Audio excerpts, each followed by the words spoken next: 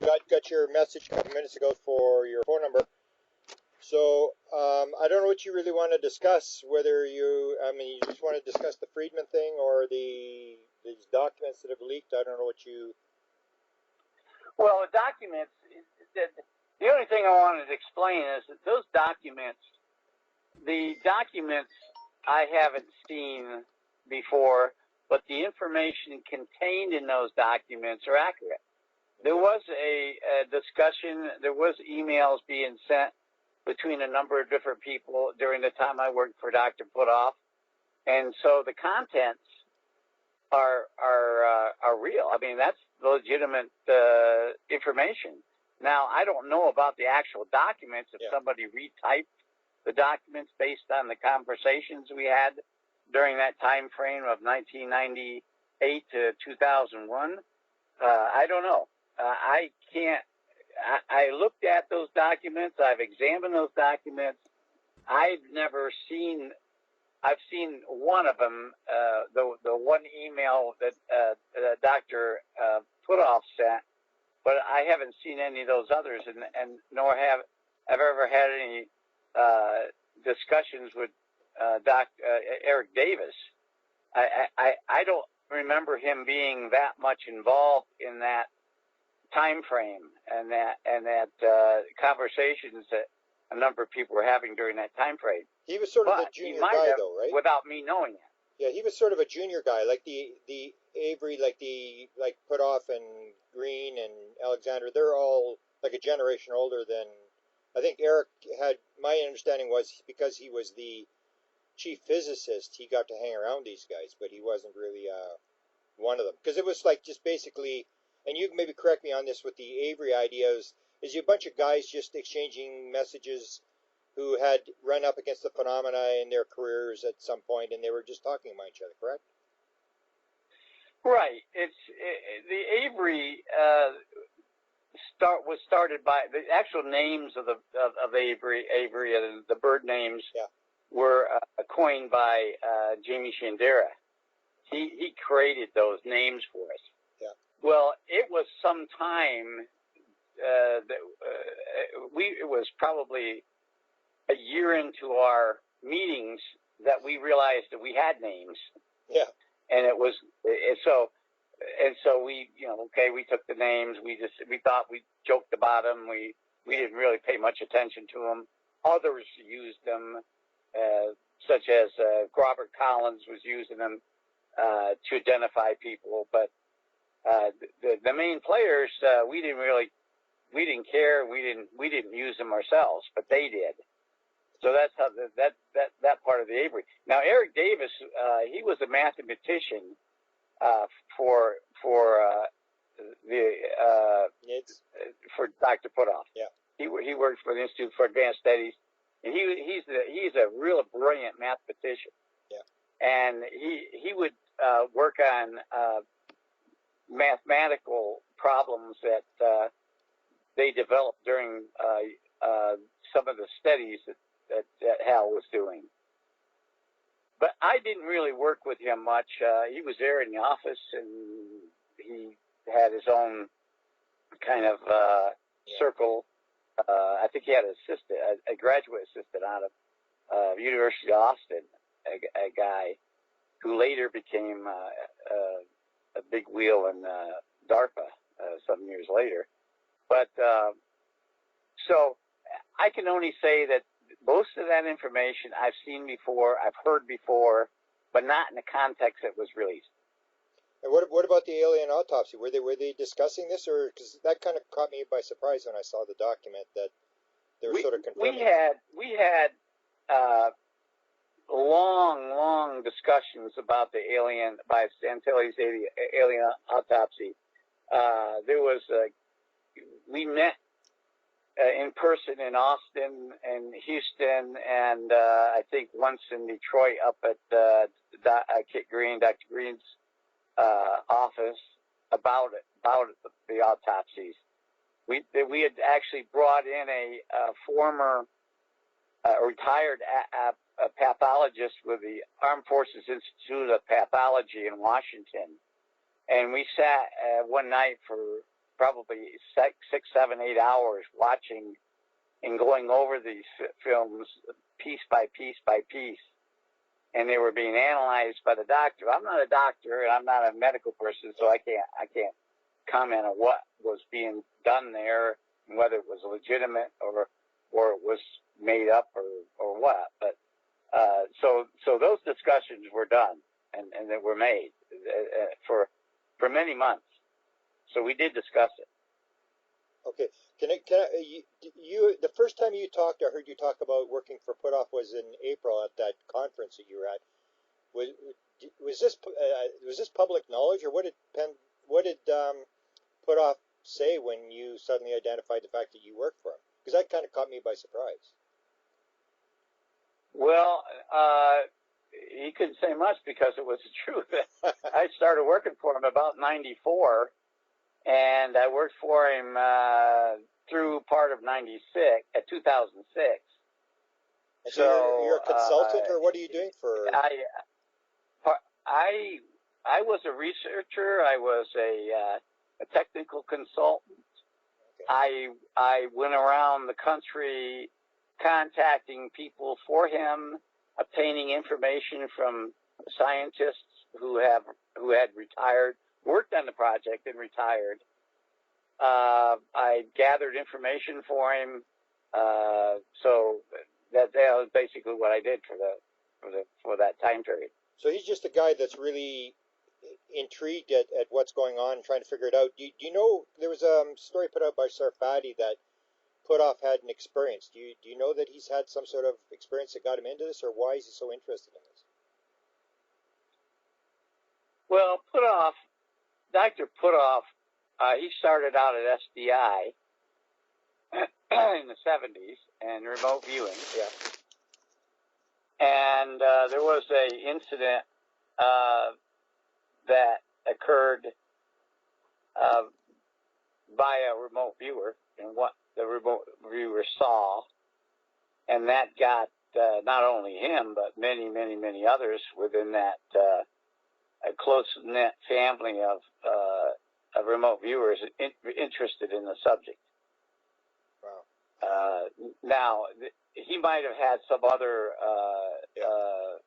experience that I didn't know about, but Dr. Puthoff had been briefed into the program years ago. I mean, he was a top scientist, and he worked for Darpa, and Darpa would give him these small devices or an advice and ask him to try to figure out how they worked. And what he was getting was an alien device, a communications device, or some kind of device from a ET ship. And although they didn't tell Hal this is from an ET ship, Hal could figure it out by the electronics, the complexity of it, the fact that none of the parts or none of the items inside that he'd ever seen before, or nobody could identify him, or the fact that nobody could identify how this thing worked, because it didn't operate under any kind of physics or mechanical the knowledge that we knew. So Hal did that. Wow. So he knew that what he was doing was in the realm of ET stuff. Can I ask about the tech? That leads to the question about technology. Eric Davis has put out the story that '89 they shut down the crash saucer program because they couldn't figure out anything. You hear all these stories about, we're going to the stars, we got this, we got that, all this kind of stuff. So what's your understanding of, have we figured this thing out, or are we in the dark? Well, I tell you, from the early, when I was briefed into the program in 1979, I knew then that we had captured ships, we had captured alien devices and communications devices, so forth, but we didn't know how they worked. We had a propulsion system that from an ET device, a ship that we couldn't understand. And what they would do is when our technology has advanced, about every 5 or 6 or 7 or 8 years, they'd go back and get this device and look at it and bring in these top scientists and say, okay, now maybe we can figure out now because our technology had advanced. And they'd work on it for a year or two, and they'd say, no, we can't. So they put it away. And then 4 or 5 years later, they'd bring it back out. And they've done that, and they probably are doing it right now. And that's how and sometimes they do find out something or develop some method to figure it out. And then at other times they haven't. And so Eric was right that in '89, that time period, they had a device, they had an engine or a propulsion system that they couldn't understand. They thought they could, and there was a lot of tests that were being done out at Groom Lake and out at the Nevada test site, which resulted in some really catastrophes because they didn't really know what they were working on. So then in about '89, they put that thing away saying, we don't understand it. We're going to have to advance our technology by 20, 30 years before we can really figure this thing out. Another question. You were good friends, I think, with Kit Green, and if you read the end of the document, everybody's brought up this thing about the fact that they say there's no abductions. And if you go back to about 12 years ago, Kit Green says that on a chat board. So what's your interpretation? Why is that in the document? Is that for real? What do you make of that thing where Kit Green is saying and these people are saying, and I think Ballet even made some sort of reference to that as well, that we may be misunderstanding what the abduction phenomenon is all about. Well, I was never really briefed into the abduction thing when I was working for the intelligence. I knew DIA had a special team of people that were investigating alien abductions, and I wasn't part of that, so therefore I didn't have a clearance for it. Kit might have had, I don't know, and so I don't know what Kit knew. So it's hard for me to comment on that. Yeah, it's just kind of strange that they would put this thing, because if you watch the debate on the documents, that's one thing people are bringing up. That couldn't possibly be true. This thing where there are no abductions, where they're making this statement. So, so what do you? I mean, in your end result, what do you think is? Do you think this is ET phenomena? Do you think we've come a long way on this thing, or where do you think we're at with this thing? Well, I think we've came a long way, but again, I'm not currently involved in it, so I can't tell, and I don't have a clearance anymore, so I don't know what they really have. I mean, I have friends in the business you mentioned who that. leak things here and there, but so I think we've come a long way from 1989. Obviously, we've come some 30-some years, and I think we've, as far as technology, we have come a long way, and I believe that we do understand a lot more now than we do about the energy device, the communications device, and about the propulsion that we now we've developed more of an understanding now than we did back in the 80s. There's I think Semivan put out and Diane Pasolka put out this thing about the Cosmic Club. Do you know if this exists? Are you still in contact with these people? Are they still sending emails around among each other? I would assume they are, because they're calling it the Cosmic Club. Semivan says there's 50 people involved, almost like a sort of a new Aviary type thing, where these people who can't talk publicly are sort of talking to each other. You heard about this, or is there still communication? No, I know about it, and I get some emails from that group, and I shudder to think of what they're talking about, because a lot of which, and they're doing it just on regular email, not on any kind of secure system. A lot of what they're talking about is classified, or at least should be classified. And so I don't comment. I don't send any emails in response, because I don't want the FBI knocking on the door. I'll read them, but that's about all I'll do, and then I'll destroy them. I'll wipe my. I have a special type of computer with a separate hard drive that goes in. While the stuff goes into it, I'll just cleanse it. because I don't want it on my computer. But they are talking about things, and there's probably more than 50 people. I would say probably a minimum of 100. Okay. Now they're not always on the same stream, but there's different people at times discussing this topic. Yeah. You mentioned the FBI. What do you think of the whole FBI thing with Stanton? Why were they looking at Stanton? Well, Stanton had a couple of problems. Number one, Stanton, he had a passport problem. And we knew this a long time ago. It's not new. I mean, it's new, and new to a lot of people that didn't know about it. But Stanton talked about this at a UFO convention back in 2000. I don't remember now what year. It was in the early 2000s.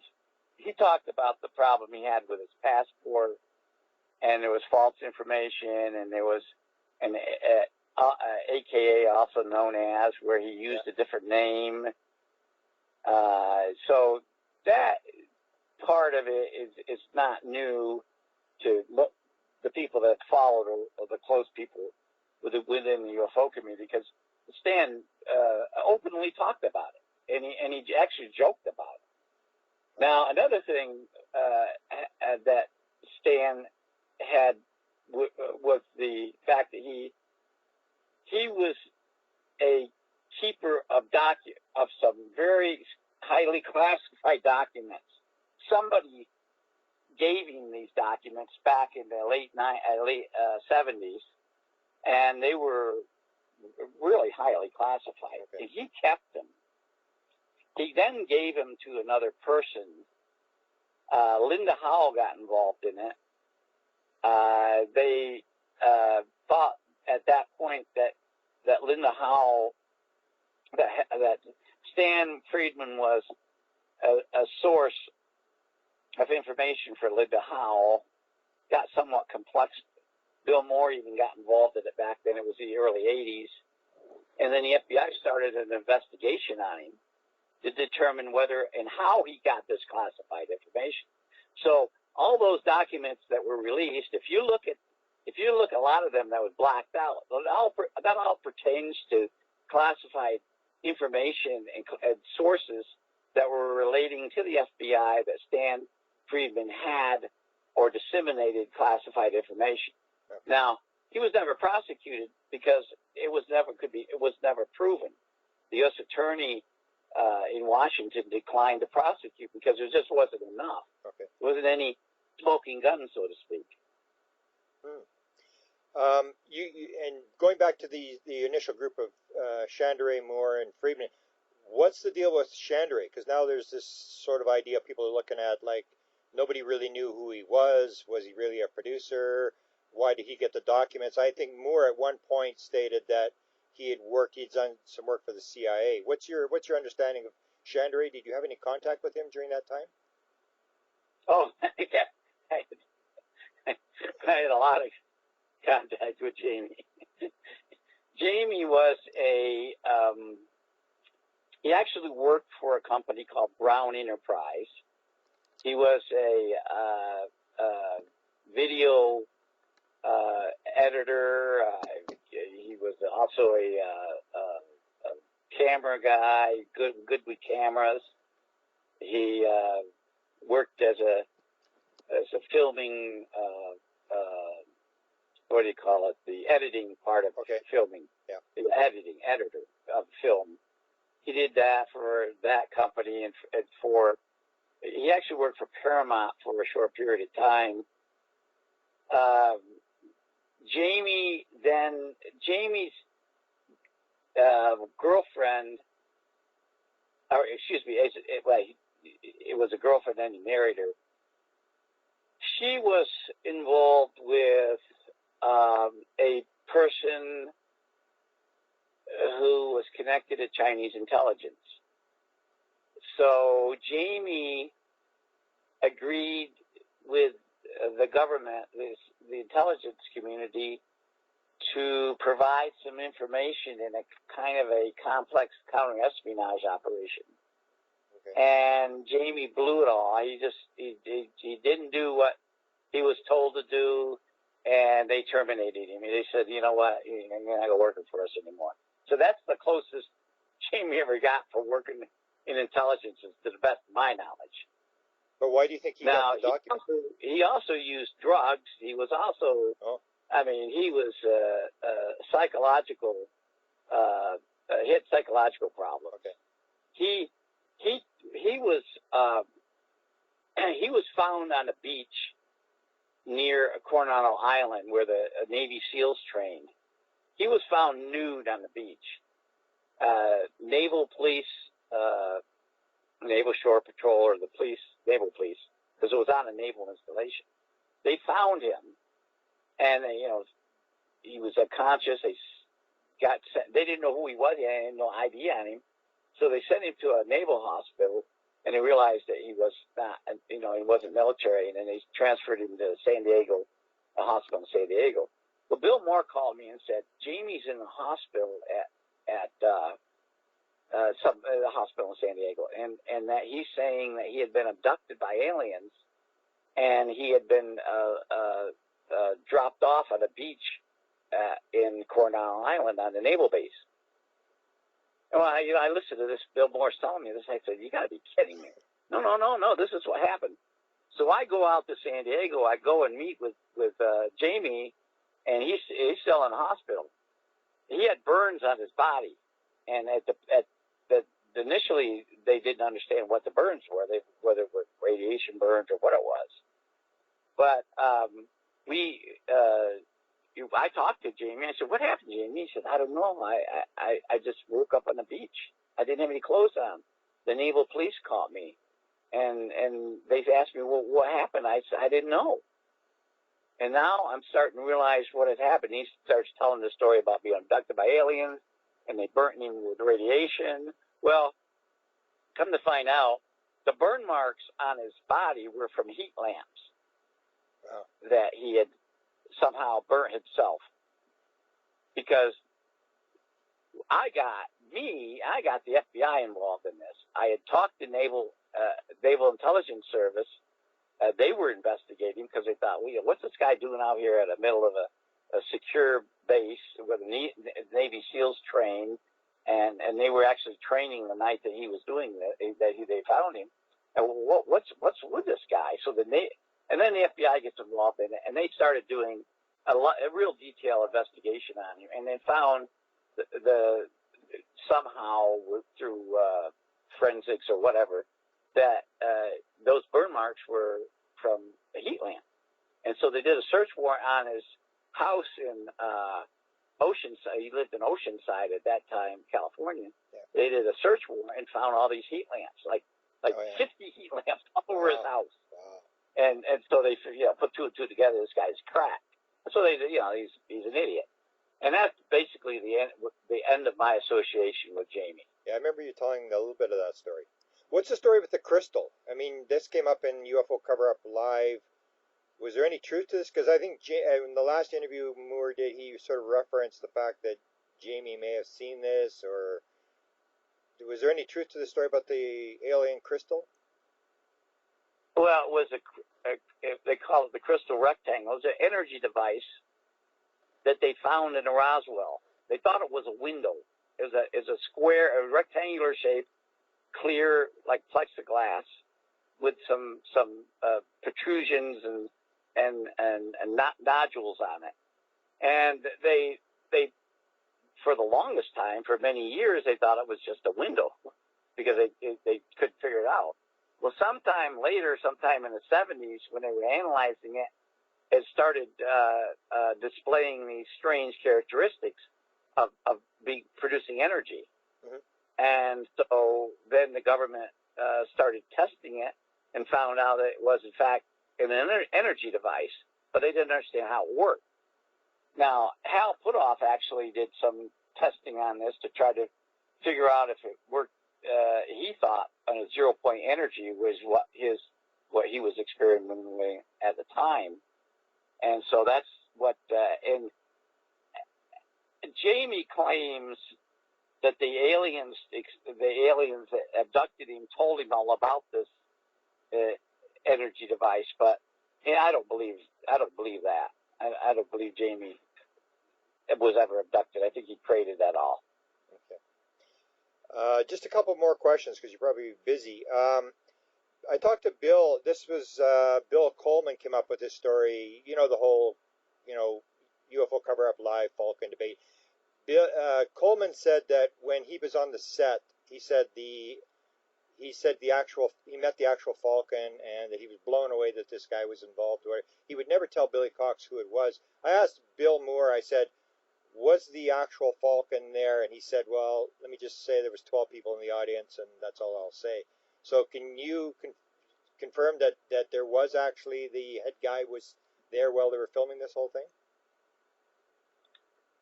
I wasn't there. Oh no, you weren't. I know you were pre-taped, but I mean the real Falcon, or that's what because when Coleman said that he had met him, I said, well, it couldn't be Richard Doty because Coleman would know who you were, but if it was somebody in DIA, I always thought Moore's guy was DIA, based upon a number of things Bill had told me. So that's when the story was that the real guy was actually there in the audience, and Bill said, well, there's only a couple people, and I really don't want to comment on it, so you really didn't go there.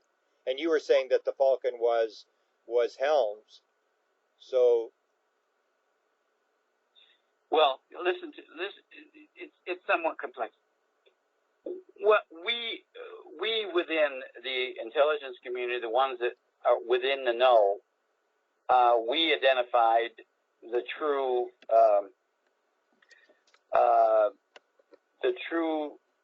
person that actually was providing very detailed information about the subject matter to us as Richard Helms. We knew it. We met with him. We knew it. When we talked about the person that we knew was the real portrayer of the truth, yeah. He was then called Falcon by the Aviary people. Yeah. So we know, as far as we're concerned, the Falcon, or the one that actually started this or was the key figure in this, was Richard Helms. Now, there's a number of different other names people have identified with Falcon, and I don't know. I don't have anything to do with that. I just know the real Falcon was Richard Helms.